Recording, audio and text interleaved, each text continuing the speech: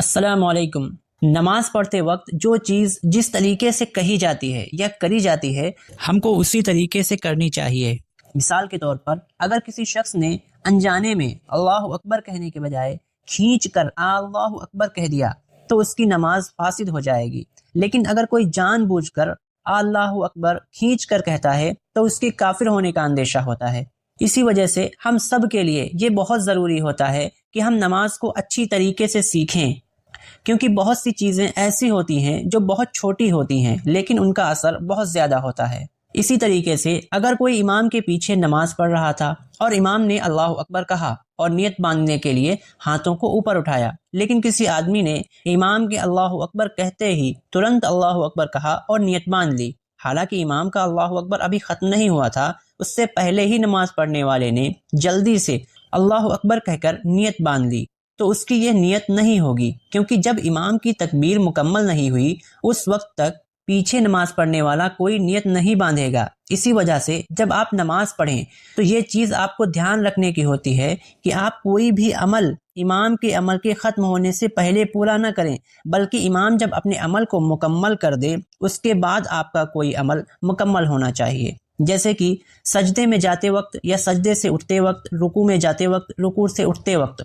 جب امام اللہ اکبر کہہ کے رکوع میں چلا جائے اس کے بعد آپ رکوع میں جائیں، جب امام اٹھ جائے اس کے بعد آپ اٹھیں، اور جب امام سجدے میں چلا جائے اس کے بعد آپ سجدے میں جائیں، تاکہ کہیں بھی آپ کا کوئی عمل امام کے عمل سے پہلے مکمل نہ ہونے پائے۔ یہ بہت بڑا گناہ ہوتا ہے۔ لیکن پہلی تکبیر میں اگر ایسا کیا، آپ نے امام کی تکبیر کے ختم ہونے سے پہلے ہی اپنی تکبیر ختم کر کے نیت باندھ لی، تو اس وقت تو آپ کی نماز شروع ہی نہیں ہوگی، اور جب آپ کی نماز شروع ہی نہیں ہوئی تو پھر اس کے ختم ہونے یا مکمل ہونے کا تو کوئی سوال ہی پیدا نہیں ہوتا ہے۔ کافی بار ایسا ہوتا ہے کہ جب ہم لوگ نماز پڑھنے جاتے ہیں اور ہم کو تھوڑی دیر ہو جاتی ہے تو ہم دیکھتے ہیں کہ امام نے قرات وغیرہ کر کے رکوع کر لیا ہے اور امام رکوع میں ہے، تو ہم جلدی سے جاتے ہیں اور ہم بھی ترنت اللہ اکبر کہتے ہیں اور پھر نیت مان کر رکوع میں چلے جاتے ہیں۔ تو آپ کو سب سے زیادہ دھیان رکھنے کی بات یہ ہے کہ آپ کو نیت باندھتے وقت جو اللہ اکبر کہنا ہے وہ پوری طریقے سے کھڑے ہونے کی حالت میں ہونا چاہیے۔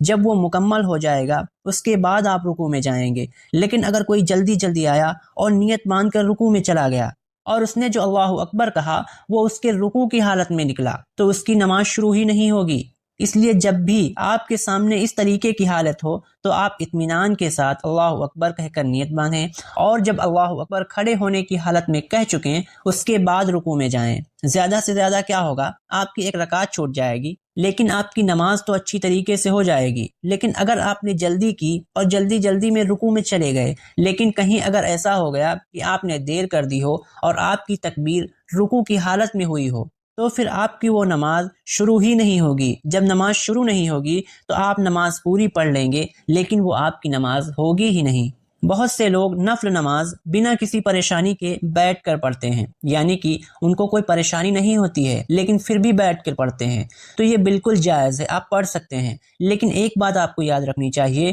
کہ بیٹھ کر نماز پڑھنے سے کھڑے ہونے کے مقابلے میں آدھا ثواب ملتا ہے، لیکن اگر کسی نے بنا کسی پریشانی کے فرض نماز بیٹھ کر پڑھی تو اس کی نماز نہیں ہوگی، کیونکہ فرض نماز کو کھڑے ہو کر پڑھنا فرض ہے۔ نماز پڑھتے وقت کتنی قرات کرنی چاہیے، یعنی کہ ایک رکعت میں کتنا قرآن پڑھنا چاہیے، تو ایک رکعت میں کم سے کم قرآن کی ایک آیت پڑھنا فرض ہوتا ہے، اس کے بغیر نماز نہیں ہوگی، اور کم سے کم 3 چھوٹی آیت یا ایک سورت یا ایک بڑی آیت پڑھنا واجب ہے۔ اس سے کم اگر پڑھے گا تو سجدہ سہو کرنا واجب ہوگا۔ اور نماز کی کن کن رکعات میں قرات کرنا فرض ہوتا ہے، تو سنت، نوافل اور وتر کی ہر رکعت میں قرات کرنا فرض ہوتا ہے، لیکن جو فرض نماز 2 رکعت سے زیادہ والی ہے، یعنی کہ مغرب، فجر، عصر اور عشاء، ان چاروں میں صرف پہلی 2 رکعت میں ہی قرات کرنا واجب ہے، اور مغرب کی آخری رکعت میں اور عشاء، ظہر اور عصر کی آخری دونوں رکعت میں